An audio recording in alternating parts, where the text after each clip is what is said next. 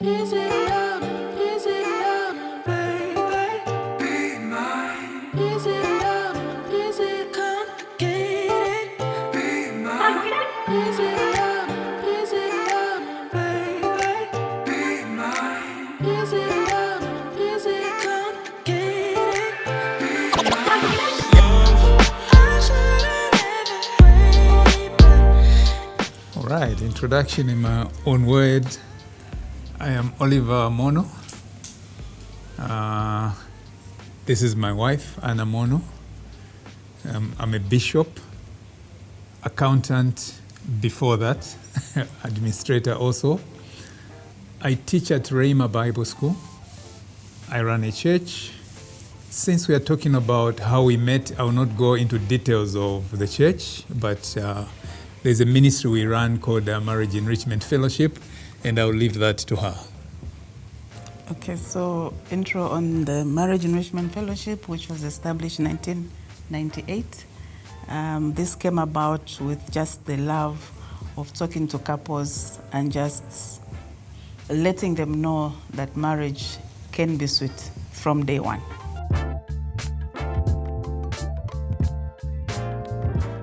How we met is very interesting. He tells a better story, but let me start from my side. So the very first time I met my dude, my lover, Bishop Oliver, was when I was at the market. My mom, my late mom, may also rest in peace, used to have a stand at Charleston Market. And so it was those days, I don't know if you guys would remember or anyone out there would remember, but these are the times when we had a shortage of a lot of essential commodities, cooking oil, sugar, and whatnot. And my mom had a shop there. And each time she had stock, she needed help, as in selling, because there were a lot of queues. And this was one of the days that I was at the market and helping out mom. And all of a sudden, who do I see? I saw him coming with one of my old friends, Anthony Kabwe. And as they were coming, I didn't know him, but I knew Anthony, and he's the one who introduced me to him. But the background of that story, let him tell it, because he's the one who had, I think, the better bit of it. Yeah, okay, how I met my lovely wife. I had a friend, common that is, her friend and my friend. And one day he said, since you love God so much, there is somebody I would like you to disciple and ground them in the things of God. And I said, wow, let's go. And then he says, anyway, she's a lady, and peradventure, this could turn out to be your wife. So we laughed about it. But then he said to me, peradventure you get married to her, please promise me, she's a good friend of mine, never ever beat her in life. And I said, Anthony, I'm not the beating type, So we joked about it, and we went to the market in Charleston, and we met her. It was introduced. True to his intention, we began Bible studies together, prayer meetings together. As a young man, I was very radical about the things of God. Whoever came in my life, I tried to make sure that they are grounded in the things of God. I was very passionate. I believed sometimes in preaching even on a one-to-one, and I'm preaching to you one-to-one, I would make an altar call. If you are convicted by what I am saying, respond to the Lord now.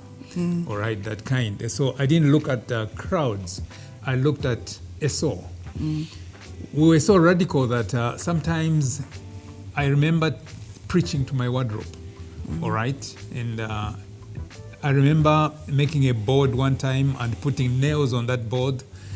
The nails were a people I was going to preach to, and I began to preach to the board with nails onto there. That's how radical we were. To cut the story short, we began fellowshipping with her, praying together, praying for her family. Most of our family members came to know the Lord because we engaged to pray together. Most of them got grounded in the things of God because we engaged them into the Bible study. In the whole process, the grandmother one day cornered me. Oh, that was a very sweet one. And said to me, do you just want to be coming here visiting? I have these two girls. Are you sure you don't want to marry one of them? So that was very interesting. And I said, oh, grandmother, you also. So we laughed about it. But after some time, of course, interest grew. I made my proposal. Surprisingly, she said no.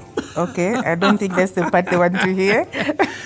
How we met. Yeah, so she said no. I mean, because we're very good friends. Yeah, I was yeah. like a brother in the home. I would help her wash dishes in the kitchen for her mother, do laundry and so forth. Even sweep the house sometimes, I'll be there. So that's part of the family. So to be told, I love you now. Actually, one of the brothers said, you are betraying the family. We took you as a brother. He was called a traitor. Yeah. But let's face it, as you grow, you got to get married at one time or the other. So you've got to fall in love. So I fell in love. Well, here we are today. Not at all. Not at all. I don't know whether I was too naive, or I didn't know what love is, or I didn't know what a life partner looked like. But like he said, it was too close. This was like just my brother in the home. And he's talking about chores. He really did the chores in the home. If he finds me doing the dishes, he'll join in everything that we did. So my siblings knew him as a good friend. So when he proposed, it was a no. And we all called him a traitor. And this came around this time that I just started work.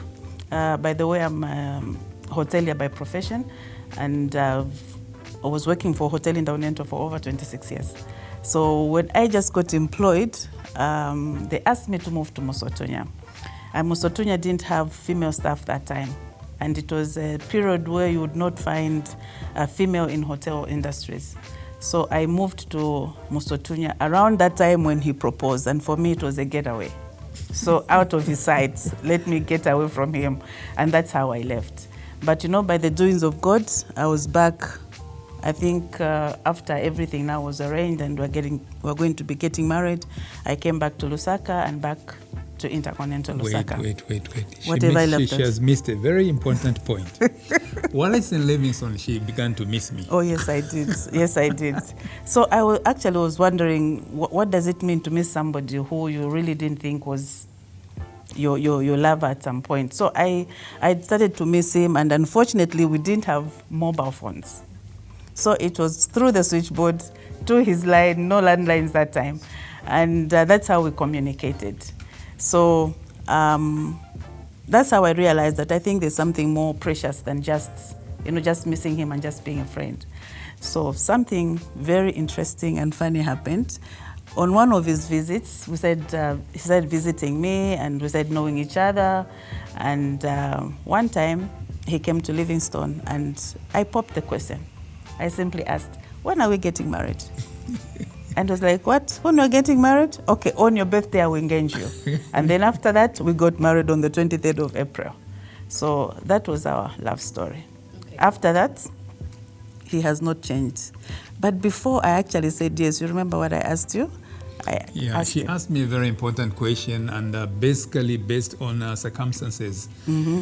People fall in love, sweetheart, before too long, sour heart, before too long, get out of my life. So she didn't want to fall in love, get married, and then I get fed up of her. So she asked me a question. She says, if you want to marry me, promise me one thing, that you'll never, ever get fed up of me. And I said, well, I am not the type. I love you for who you are, and I don't want to get married so many times. I want to marry once in my life, and whoever I'm going to marry will be the happiest woman ever married on earth. So that I vowed. So why did I ask for that? Working in the hotel industry, and Musotunya was a holiday resort. So I would see, these big guys coming to the hotel with their wives. The next time they are coming, they're with their girlfriends. Next time they're coming, it's another girlfriend. And I'm like, one man, 2, 3 women, what does that mean? What is it even important to get married? Is there any value in getting married? And so I resorted and told myself, I'm not going to get married if this is what I'm saying. So when he proposed and our friendship began to grow, I had to ask him that only if he would not get fed up of me. Because I thought that was the reason why men kept changing women. because I really didn't understand. He's a happy man, children, beautiful children, but he still comes with a girlfriend. Besides the girlfriend, there's another one. And I'm like, if this is what marriage is, I'm not going for it. So that's how come I asked him not to get fed up of me, whatever the cost.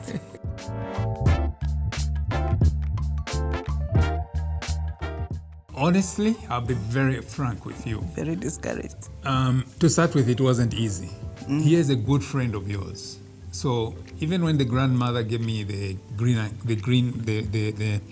go ahead, within myself, I was like, if she says no, will it disturb our friendship? And I didn't want that friendship to be disturbed.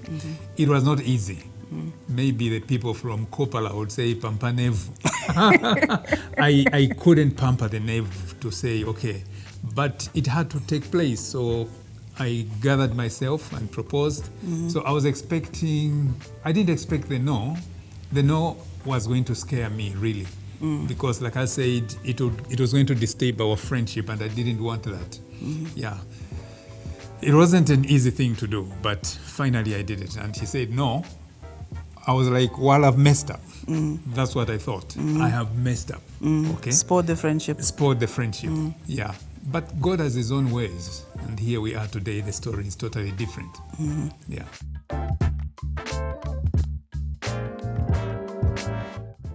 So it wasn't like a surprise because we discussed and he promised it to be on my birthday. So while my parents, that was on my 25th birthday, I think, my parents had a small party organized for me at home, and he said I would do it at the same time. So now my parents were kind of traditional. So once the birthday was done, they did their wishes, gifting and whatnot. At some point, my dad announced and said, okay, so this is where we end. The birthday is over. The rest is up to you. So the oldies went away and the young one stayed behind. And that's when the engagement happened. So it wasn't a surprise.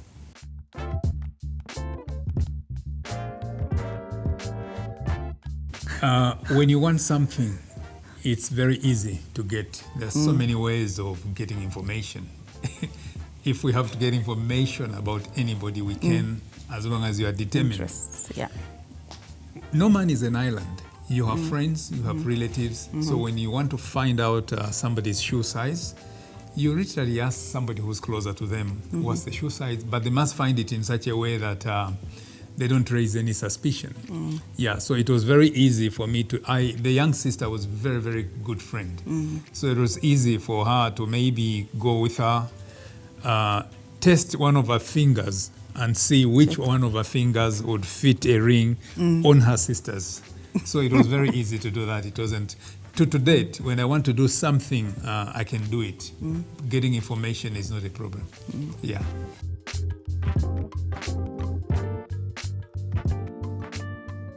Actually, my dress was tailor-made. So I think I put in every detail of what I wanted. It wasn't a very hard thing because I think I already had a picture and I knew exactly what I wanted. So there was a very good tailor somewhere in Chadley.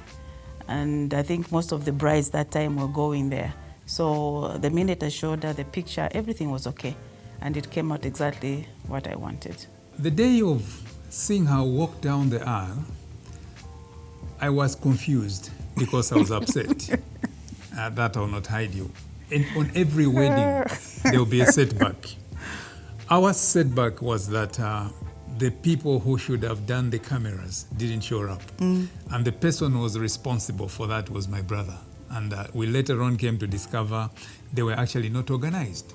So as a result, we don't have any wedding pictures at church. In the church, Yeah.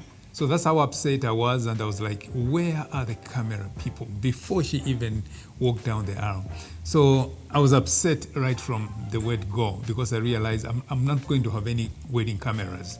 Yeah, so even as I was seeing her coming, you have these mixed feelings. Let's call it sour and sweet. Sweet in the sense that you are getting married and you are seeing your bride coming so gloriously, but within yourself, no memories of that moment. Yeah, and then my mother-in-law, if I remember well, was also picked late. Okay, and finally when we came together at church, she kept on asking me, where is this? Where is my mother? Thing. So you're already upset and tense. And you're in a she's veil and you're you- asking those questions. Yeah, so that moment really, we don't have glorious memories about it. Yeah.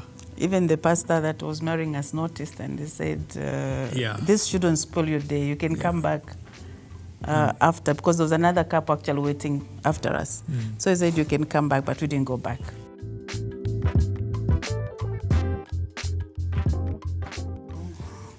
Those days, it was literally no choice of yours. The piano will be playing Here Comes the Bride.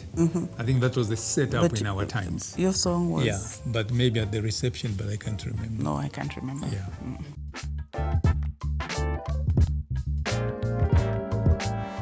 I would say the same year, because that was November The other 7th, and then we got married the next year, April 23rd. So it was within the same year. It was within a year. Following year. This coming April, we'll have been married for 35 years. We have 2 children. That's another story. 3. Uh, 2 and now 3. Okay, now 3 because we have a son-in-law. I come from a family where we were 10, and when I got married, I didn't want to raise my children the way I was raised. In the sense that I go to dad, I say, I want this. My father will tell me I can't buy you a shirt until I have enough money to buy shirts for everybody. And I say to myself, okay, I'm going to raise my children slightly different. So I just want 2 children. She comes from a family where there were 6. Blessed enough, we both wanted 2 children. But then there was a problem. You know how family pressure can be. Suppose they are all girls, what are you going to do? To me, it didn't matter whether boys or girls, as long as they are children. Children are children, all right? Because sometimes in our African setup, we are told, leave your name behind by having a boy. I can leave a name as a boy, but that boy will end up in prison. I can leave a name with the girl, but the girl will end up being a president. Yeah. So a child is a child. Yeah. So, yeah. Yeah, we agreed and we're happy, very content. Yeah. And God has blessed us with a very wonderful son.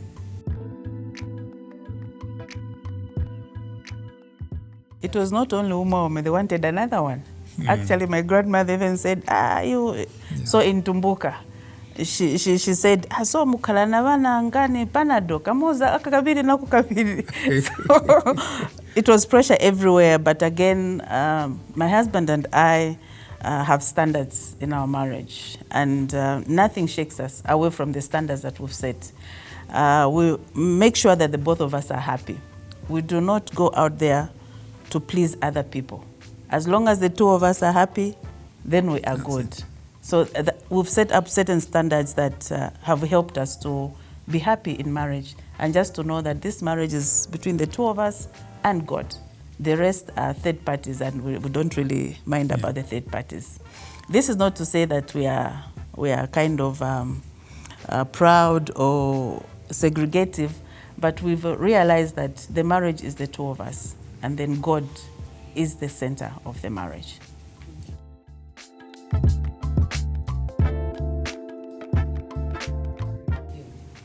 So submission with me, I learned it, I think, at a very early stage when I got married. And for me, because we got married while we were Christians, I didn't think that submission was an issue. For me, what was an issue was Ichibeleshi. You know Ichibeleshi? Taking him as my brother and thinking that what I do, he must do, because in courtship we did 1 or 2 things together, and that was going to be my problem. But early in marriage, I learned that he has his position, and I ought to respect that position. Now, this position is not ordained by himself, it's ordained by God. Because God says he is the head, okay? And I'm to submit to the head. And when I learned this was a moment when I was sitting in a conference, a ladies' conference, and there were a lot of women that got married before they were Christians. So the issue that they had was to submit to their husbands. Because we were friends, and we always are, I don't find that a problem. But like I said, sometimes those days I did not draw a line, and I would think he can do what I do, and there's nothing wrong with him waking up and make the bed, him waking up and doing me breakfast. So as this woman of God was preaching, she talked to everyone about submission, and then she turned to me and said, as for you, Anna, be careful with how you treat your husband, as in regard to not over being friendly. Don't be over friendly. And I was like, Madam Nishani, I'm a jealousy or Nishani. So then I realized, okay, let me just do an introspection. And then I realized that there's a line that I needed to draw. So for me, submission really is not an issue, because I understand. If you look at the word submission, it's two words. There's the sub and there's the mission. So the sub means you have to come under. And the mission is to say, what are you submitting to? So my husband has given me the vision of the family, the vision of our family, of our marriage, and he has shown me where he's taking me. And for me to help him get me to where we are going, I needed to submit, to come under and submit to this mission. So when the Bible says, submit as unto the Lord, it's just that, as it is. So when I submit to him, I submit unto the Lord as well. So really, submission for me has not been an issue. If anything, submission has earned me a lot of benefits. A lot. Yeah. Yeah. Submission. I think we crash on submission with the women folks because of failure. Like she puts it, submission is a two compound word, sub and mission. Yeah. When you submit, he'll give you a mission. Then he must know the mission. So it's about the purpose for the family. The problem comes in when you fail to reconcile at the time you're getting married in terms of my purpose in life, my ambitions in life, and so forth, with our purpose and a mission. But if we believe that this is a God setup, there must be a common ground where my purpose and her purpose meets, for us to be able to be ushered into the destiny of God. Submission is not to be a rag, to be stamped upon, or to be looked upon as second creation. Submission is to realize we are coming together for a God-given purpose. What is that purpose? In our coming to this God-given purpose, I thought I had ambitions. She thought she had her own personal. Now, how do we combine these two together for us to be effective, to touch the people we are meant to touch, to impact the people we are meant to impact? So to submit to somebody, as a matter of fact, when you look at scripture critically, the Bible actually says submit one unto another before the woman is called to submit to the husband. So in the marriage setup, there is a component of submitting one unto another. If I don't submit to her helping me, because her core in my life is to help me. Absolutely. So she may tell me, babes, not this, not that. And if I don't submit to her stopping me from doing certain things, this thing will not work, it will crash. Yeah. Okay? So submission is not just to the women folks, but even to us. When you are friends, it's easy. Marriage is love. Friendship that has caught fire. The moment you lose out on your friendship in marriage, you are losing your marriage. Yeah. So when you are friends, it's easy to submit.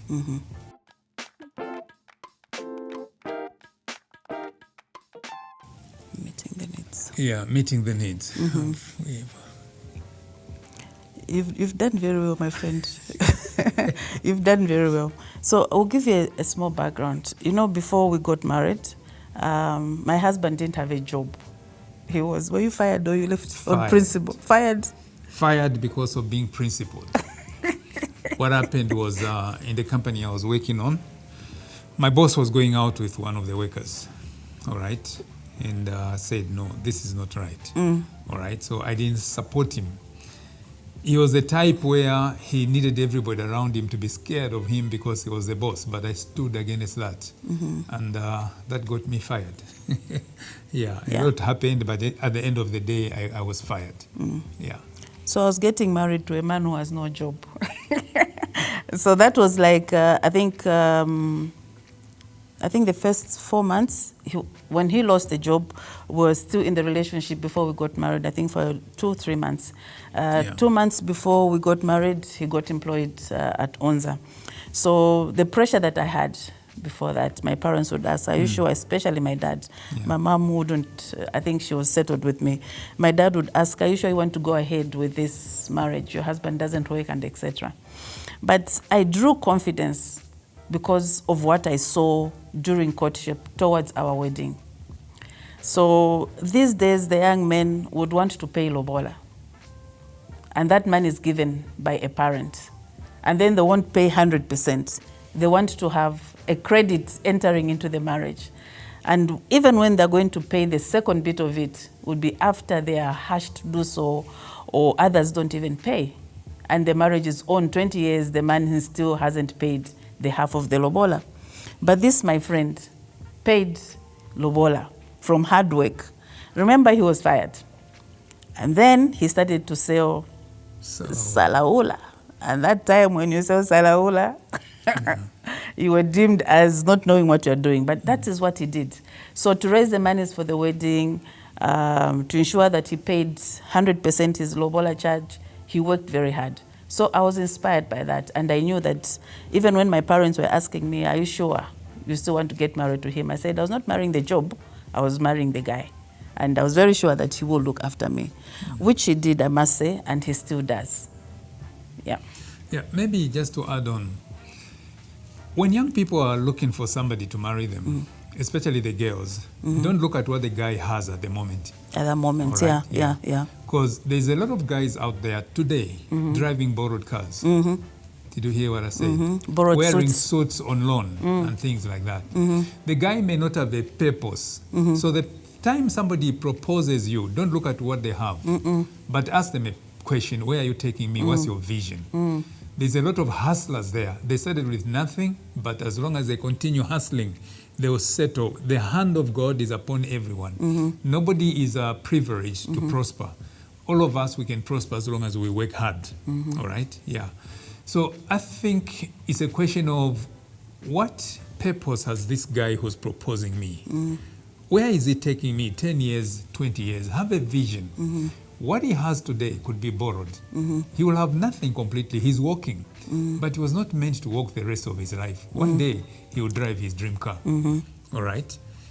It gets give you a short background, even after that hustling, even when we got married, we didn't have accommodation. Interestingly, we didn't have accommodation. So we ended up staying with my elder brother for some time. Then we moved into a servant's quarter. All right? Servant's quarter. Servant's quarter, yes. Then from there, we moved into a 2-bedroom flat. From there, we moved into a good mansion. A good mansion. Bedrooms upstairs. This All is right. where we remember the late President Sata. And the testimony starts to way back when he used to see us by the roadside in Avondale, and he'd ask, seeing us by the roadside, who is the owner of this house? Because we'd stand there and wait for the driver to pick us up from work. And each time he passed with his ministerial car, that time he was minister of local government. Yeah. So one day he stopped and said, you guys, who is the owner of this house? And we'd say, oh, the older couple that you see are the owners of the house, and we're just, renting behind there. So he goes, so you guys are the ones that are squatting behind my bedroom. We're like, yes, sir. And we could see that he was not happy about it, and he said we were misplaced. So lucky enough, that was the time when the Mesa flats were being built. And the very first block, which was Block 1, flat 2. Block 1, flat 2, I think that was the one that God had assigned for us to be there. So what happened, he told us that we were misplaced and he needed to give us a place where we're going to start from. And he said, start from. So we went to his office, and of course, in his ride, he was working for UNZA at that time, and in his ride, he said, okay, we'll drop off the student. The fact that it was at UNZA, he just said, you're a student. He tried to say, no, I do work. No, you're a student. You know how our president was. So I went with him to his office and took a ride to Mesa Flats, and he said, this is where you're going to stay.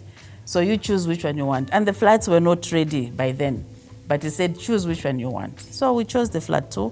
And after they were completed, we moved into there. So that was the first testimony that we had. After living in a servant's quarter, that was our first home. And after that, I think we have many more testimonies as to where we are.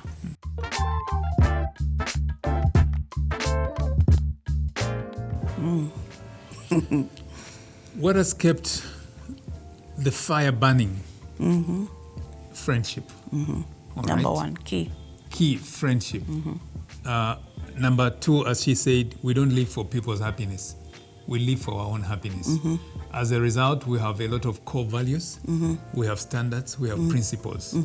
If as long as we'll be happy by the principles, we are not sinning, we are happy with ourselves. People that know me out there, they will tell you how our standards are very high. Okay? To the extent that sometimes when you develop core values that are high, other people think you are proud. All right? But as long as you know yourself, you're not proud, who cares?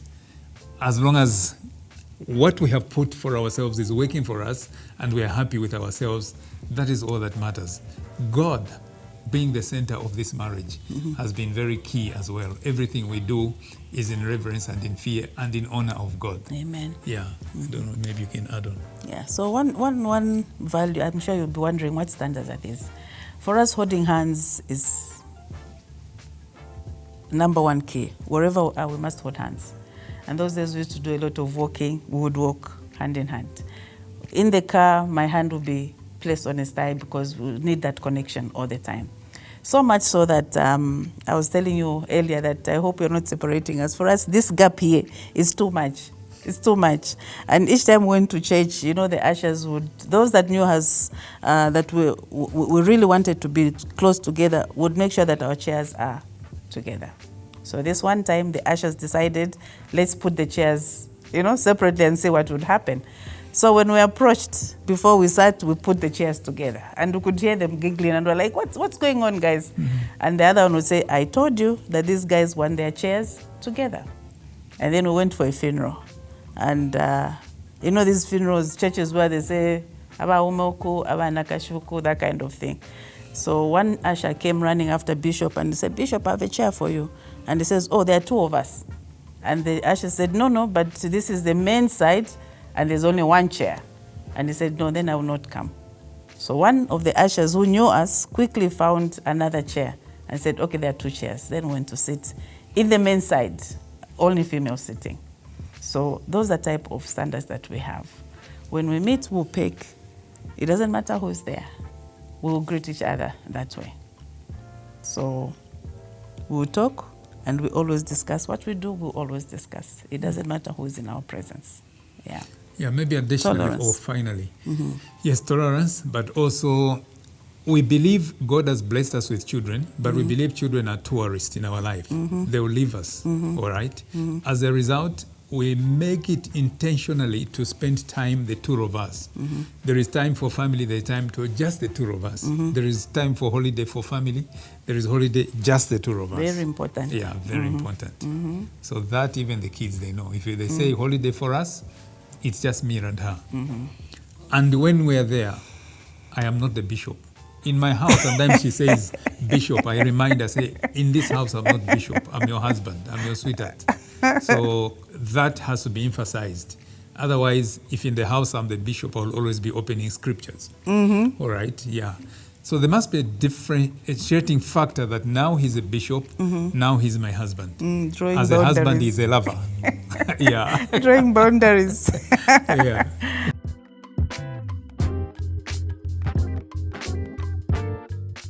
So conflict resolution, you know, if you don't know your spouse, it will be very difficult for you to, first of all, know what their likes and what their dislikes are. So in this relationship, our relationships, I've come to know exactly what he loves and what he wants to do. So when we get to a point where we're not, let me say a disagreement, okay? And I know how he's going to respond.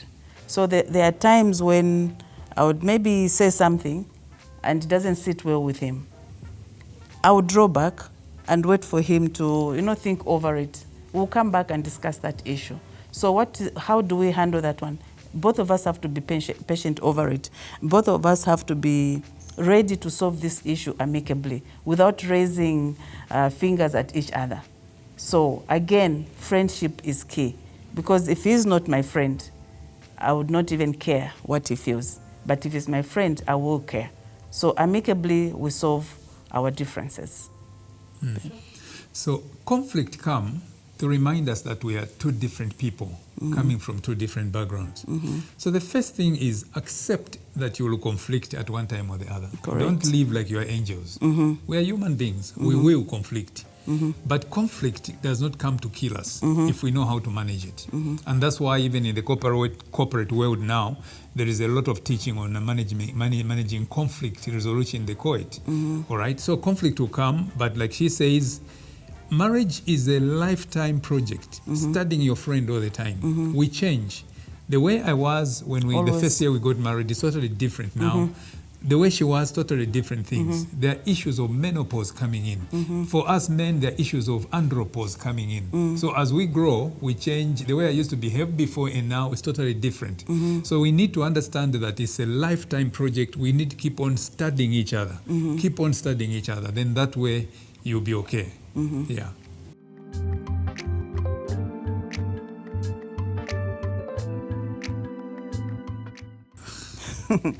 I'd say a lot of things I do appreciate about him. But first of all, I think it is he's a principled man, and I think I love that, because I think that has guided me personally, and it has helped me to stay in line. You know, there are a lot of things that maybe I loved to do, but when I realized that he's very principled, and being principled not in a way that he's selfish, but in a way that is able to guide and give you reasons as to why certain things have to be done. So I think I love his principle style, and I just love, I think, the way he carries me. Too much love for me. I think I appreciate that. I also appreciate that he has taught me the word, and I have stayed in the word because of what he has initially done during our courtship, and he continues to teach me the word. So I love him for being principled and also just being in the word. Okay, I appreciate her for being such a friend she's been. When I look at other marriages, there is always the friendship that I see that we have. I don't see it in most marriages.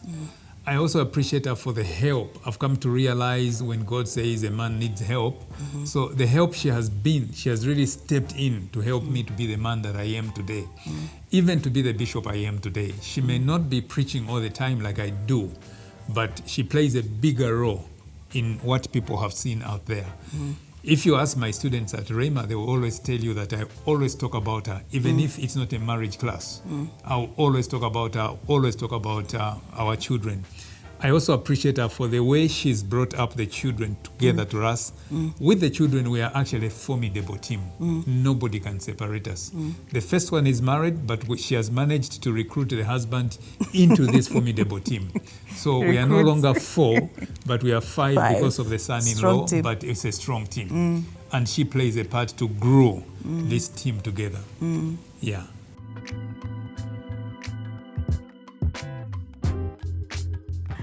So words of affirmation, those take me on, and I love to hear him tell me, I love you, babes. I care for you, babes. Just words of affirmation. Those are great to me, which he does quite a lot, actually. Touch. My love language is touch. So that I love. When we are not touching, then to me it's like, what is wrong? What has gone wrong? Yeah. To the extent that even when we are sleeping, we sleep in each other's arms. True. Yeah.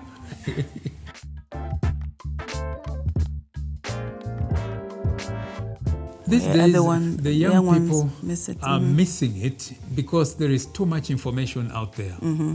So they get on social media, Facebook, YouTube, and everything, and gather a lot of information. But they need to sieve that information. What will work for us? As a result, we are growing in a nation where there is absolutely probably no culture. So you need to understand there's a lot of information, but what information is beneficial to me, all right? I think that's very cardinal. We don't have to lose who we are. I think Africans have a very rich culture in terms of how we relate one with another and how we do things. So we really don't have to lose that culture. So information has to be sieved. What will work for us may not be good for somebody out there, but let's get the best that can work for us. Fear of God, of course. Many don't fear God. Competition. Okay, that couple has this, we must have this. They don't have patience to wait that this will come in future and so forth. Human rights as well. we need to put, the scripture says that traditions and cultures of men that make the work of God to be of no effect. All right? So human rights, we need to be careful with it. Are they in line with scripture? Because if they are not, then we are missing it. So the girls out there, what I have observed is that they love instant things. They get married today and they want to be in the marriage like they've been there for over 40 years. So their choices also matter. When I talked about being instant, is they want to find somebody today, they will not cultivate the friendship, they will not really look at what they wanted in this marriage, but they will look for benefits in the marriage even before they enter the marriage. So you don't look at what, like he said, what this guy has and what not. First of all, the friendship must always be there. Don't act. I think the young girls act a lot, and they want, I don't know what to call them, they want the starings, what are they called? The actors. They want to marry the people that are, out there and are known. Celebrities and also, what do they call them? Stirrings, affluence. Yeah, all those that are out there and they want to be identified with them. So you marry the person that God has given you, the person that is able to take you through life and marriage a day at a time. So don't go for riches, don't go for what this guy hasn't got, because then it's not a real marriage. So the instant marriages are very, very dangerous.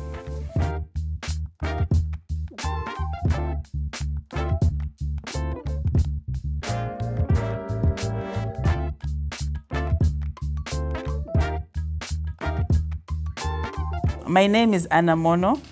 My name is Oliver Mono. And this is how we met.